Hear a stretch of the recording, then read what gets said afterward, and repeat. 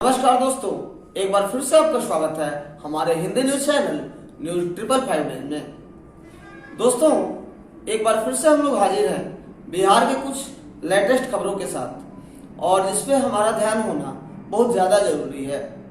जैसा कि हाल में विगत आपने देखा कि बिहार में दो घटनाएं घटी। एक कटिहार की घटना जिसमें 7 लोगों की हत्या कर दी गई, और दूसरी भागलपुर की घटना जिसमें सयाम नीलू देवी नामक एक औरत को एक जुम्मन मियां नाम के मुस्लिम ने हत्या करके मार डाला।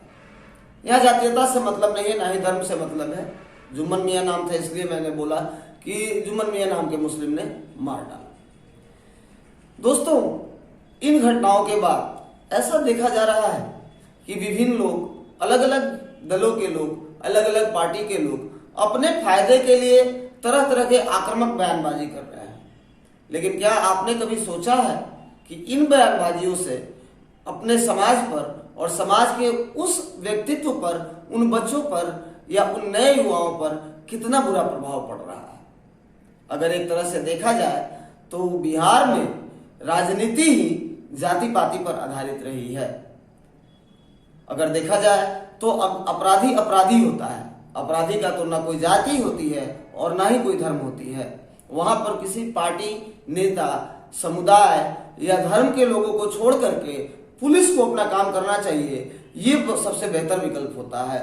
और यदि कोई व्यक्ति इस घटना को राजनीतिक मोड़ देने का प्रयास कर रहे हों तो वहां पर सरकारों को एक्टिव होकर के और सरकारों को अपनी सक्रियता दिखानी चाहिए, ताकि जनता में हमेशा सद्भाव और विश्वास बना रहे।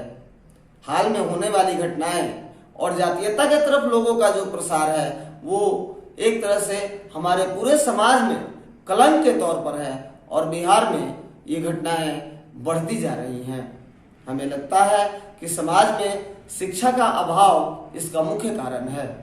इसलिए लोगों को ज्यादा से ज्यादा शिक्षा की तरफ आना चाहिए, और आपराधिक जो घटनाएं हैं, अपराधी अपराधी होते हैं, और उन पर सरकार को, राजनीतिक दलों को या जो भी लोग हैं उनको अपने पर्सनल बयानबाजी से बचते हुए पुलिस को अपना काम करना चाहिए, और सरकार को सोचना चाहिए कि हमारी पुलिस इतनी सक्रियता दिखाए कि लोग जो हैं वो बयानबाजी करने का मौका ना मिले। अगर देखा जाए तो किसी भी धर्म या जाति या समुदाय के लोगों में यदि कोई व्यक्ति 7 लोगों की हत्या करता है तो ये एक जुर्म है। अगर इसी तरह से दूसरे भाषा में देखा जाए तो अगर नारी शक्ति, जिनको हम लक्ष्मी बोलते हैं, और उनकी गरिमा और महिमा को हम नहीं बचा पाते हैं तो ये भी हमारे लिए एक शर्मनाक बात है। क्योंकि हम लोग कभी भी प्रभु श्री राम के पहले माता सीता का नाम लेने वाले लोग हैं, माँ लक्ष्मी को मानने वाले लोग हैं, सरस्वती को मानने वाले लोग हैं। और जब उस धरती पर नारी का इज्जत अगर इस तरह से उछलेगा और सरेआम अगर मार दिया जाएगा, चाहे रीजन कुछ भी हो, तो इस तरह से सामाजिक पतन और साथ में सांस्कृतिक पतन दोनों शुरू हो जाएगा। और फिर हम भारतीय लोगों का जो वजूद है वो सांस्कृतिक तौर पे है, और हम यदि अपने संस्कृति को धरोहर के तौर पर नहीं बचा पाते हैं तो फिर एक कहीं ना कहीं हमारा अस्तित्व जरूर खतरे में आएगा। इसलिए सारे लोगों से आग्रह है कि आक्रामक बयानबाजी से बचना चाहिए, और ये देखना चाहिए कि आप हमारा आगे का समाज कैसा हो। लोगों में शिक्षा का प्रसार जितना ज्यादा जरूरी है उतना ही लोगों में सद्भाव भी जरूरी है। और ये कौन करेगा? ये करेंगे समाज के वो अग्रणी लोग जो हमेशा से समाज को आगे लेके गए हैं।